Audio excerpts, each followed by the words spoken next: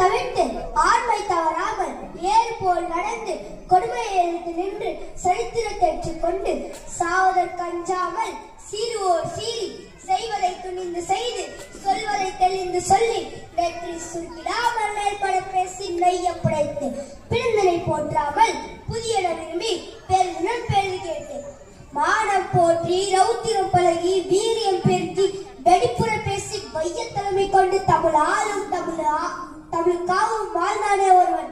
சித்தனை போல் தெரிந்த சித்தனும் அல்ல, பித்தனை போல் அறிந்த பித்தனும் அல்ல.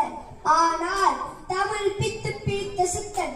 சூரிய துண்டுகள் இவன் 2 கண்கள், வீரத்தின் கூர்மை இவன் மீசை, ஒளியின் மகுடம் இவன் முண்டாசு, கோபத்தின் நிறம் இவன் திலகம். மக்கள் மனதில் விடுதலைக்கு வித்திட்டவன், மனதில் உறுதி வேண்டும் என முழக்கமிட்டவன். நான் வீழ்வேன் என்று நினைத்தாயோ என்று கர்ஜித்தவன். செங்கோலையை வீழ்த்த எழுதுகோலுக்கு சக்தி கொடுத்தவன். திண்ணிய நெஞ்சம் வேண்டும் என தினம் தினம் சொன்னவன். சாதி எனும் சாவுக்கு சவுக்கடி தந்தவன். சறுக்கி விழும் ஒன்றைக்கு சரித்திரமே நீதான் என்றார். இந்திய பத்திரிகையில் கார்ட்டூனை அறிமுகம் செய்து காவியங்களை படைத்தவன். இவன் பூலவ